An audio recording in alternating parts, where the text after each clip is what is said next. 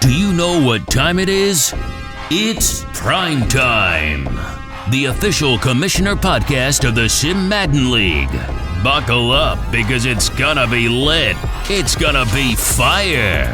Now, without further ado, here is SML legend Prime Time 000. Hello and welcome to SML Prime Time, the official commissioner podcast of the Sim Madden League, where I talk SML news in 10 minutes or less. So we got that timer going, and let's talk SML football. First topic, unfortunately, is about me. Mission failed. Yes, to much and to many of your delight, I lost the Super Bowl in my chance at perfection. What can I say other than the fact that KP played a solid game? And I'll say this, and not a lot of you guys have been in this situation, but you've been in big games and you've probably felt this before. But my first season here with the Lions, I didn't feel like this intense pressure. But as I kept winning, and even late in the regular season when I was playing not nice, I started feeling it. And I'm like, ooh, this isn't good. Like, you start tensing up and overthinking every throw, every play you call, every defense you call it. And that's what I think happened to me in that game. But one thing I wanted to try to do in that moment in the interview was to try to lead by example. And when you're sour or triggered or butthurt, which I was because I lost, obviously, like, the one thing I try not to do is to take away from a guy's win. And yes, I'm sour because I thought I had a pick six on a drag, and he let up a kickoff return for a touchdown against him. And also there was the Gibbs injury gate. But I still had a chance to win the game late. And there was times where I settled for field goals when I shouldn't have. And I had an opportunity to win. So I hope that what you guys can get out of that is it's easy sometimes to go and chat or in a post-game interview and to complain. But what you're doing is taking away from a guy's victory. And I never, ever want to do that when I play. And I never want that to happen to me. And it's happened to me a lot, actually, in chat or multiple times post-game interviews in Super Bowls. It's happened multiple times to me. And I just want you guys to know if you're ever in that spot, just to think about that and to not take away from the other guy, because you probably had an opportunity to win like I did and you just couldn't do it. So my mission was failed, but the goal's still there. I'm going to fight for perfection. The job's not finished, and it gives me something to strive for because I think I can get it this cycle. I really do. Let's talk about somebody else that I want to hate on. Straw. I said it on this show before. Anybody else said it. There was a lot of people saying that Straw was going to win a Simbardi this cycle. He's not. Straw will be the folding chair of the cycle. Season 1, he got blown out by Tug. Season 2, he gets blown out by KP. He's the number 1 seed. He's got Joe Burrow. He's got Higgins. He's got a good running back. He's obviously got he's got Brown.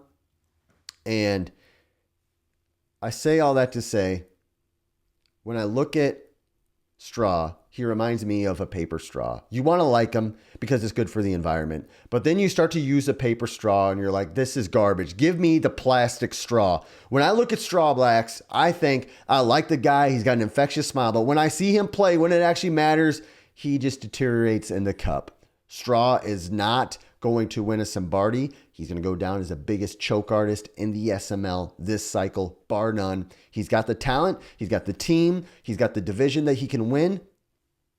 Bomber's competitive, by the way, but he's won this division twice. And every time now, twice, he's gone one and done and looked bad. Straw is a choke artist in the SML and will be the folding chair of the cycle. Trade value. Let's talk about that. This is just something I put in chat, and I just wanted to beat a dead horse a little bit. A first-round pick, and this impacts like 10 members. This impacts Dan. This impacts myself. This impacts Bomber. This impacts the elite of the elite in the SML. It also impacts the guys like Fig, Tiny, the guys who are often picking the bottom 5. If it's a top 5 pick in the second round, it's still a second round pick. If it's a bottom 5 pick in the first round, it's a bottom 5 pick in the first round. I feel like sometimes people value a top 5 pick in the second round more than a bottom 5 pick in the first round. And to me, that baffles me. And it's like, you're getting a first round pick and you're getting a second round pick. And at what point are we going to say, hey, Well, it's close enough. Hey, I went for it on 4th and 4. It wasn't quite 4th and 3, but it was almost there. So yeah, I went for it. That's the logic we're using there. And I think we need to just take a step back. Yes, first round pick 29 overall isn't as value as first round pick 10 overall, but it's still a first round pick. And I think we need to treat it as that, because when I look at these drafts, I do see a legitimate value decrease from pick 20 to like pick 36. Like there's a legit value drop there. So I think we need to consider that when we're critiquing members on trades and when we're making trades ourselves. Let me talk about something here. This is kind of emotional for me. An end of an era in the AFC. I looked at that AFC and I thought that Dan was going to be in the Simbardi every season. And he's not going to be.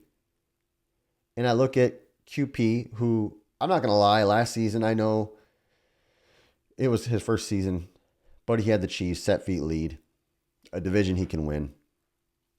And he did not perform well. And I'm not here to hate on QP or Dan necessarily. But what I'm here to say is, if I'm Raider fan, if I'm Tug, even if I'm Bomber, and I look at these elite players in the AFC, I'm like, I got a chance at this. The era of Dan running this thing and the era of QP maybe being the guy is kind of past now. There was legit opening in that conference for Meats, for Bomber, for somebody like Tug, for somebody like Raider fan, even KP, we've seen it. The confidence isn't there. The swag isn't there from those players. If I'm a guy like Meats, I'm going all in. Bomber, I'm going all in, because the elite, the top 2% is no longer the top 2% in that conference. And I think KP can maybe become that guy, or excuse me, QP can become that guy, because again, it was his first season. He does have a super team, but he's still getting in a rhythm. So right now for this season and maybe next season, there's an opening there for those guys, for those little guys. And I think they need to strike and they need to take it, because it's an end of the era. Dan He is no longer Dan He. He does not scare me, and I don't think he should scare anybody else. QP doesn't have the same aura that he once had. He could get it back. I'm not here to down QP. I want to be careful with that. He's a great player, and I think he's getting it back slowly.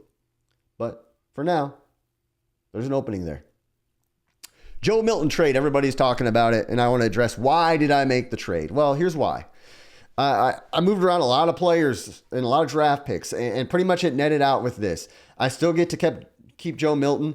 I have maybe a top 10 pick in the draft this upcoming season.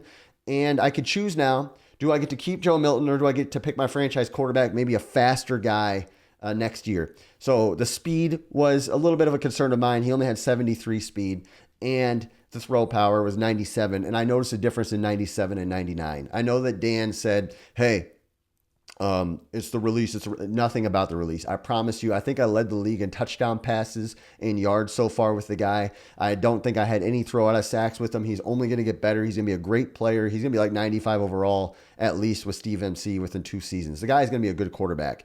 There's nothing broken with him at all. I think he's going to be fine. But for me, how I want to play, when people play Prime, Prime's got the element of once or twice a game.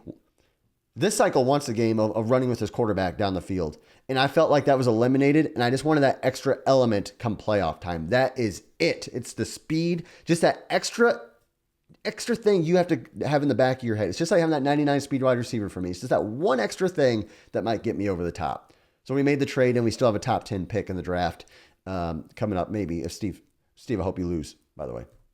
Speaking of sucking, does the NFC suck? Answer is no. I'm just great. And I know I've won the last 2 conference championships. And when I look at Soda, he's playing well, man. Soda's playing well. Gutta is having a great cycle, actually. If you look at his playoff appearances at the regular seasons he's had, these guys are playing well. Even Damon, who he's going to miss the playoffs this year, because I'm going to make sure he misses the playoffs. Damon will miss the playoffs this season. Season 3, he will miss. But right now, this cycle, he's playing well. We have some good, strong players in our conference. I'm just waiting to see who's going to dethrone me, and we'll see how it shakes out.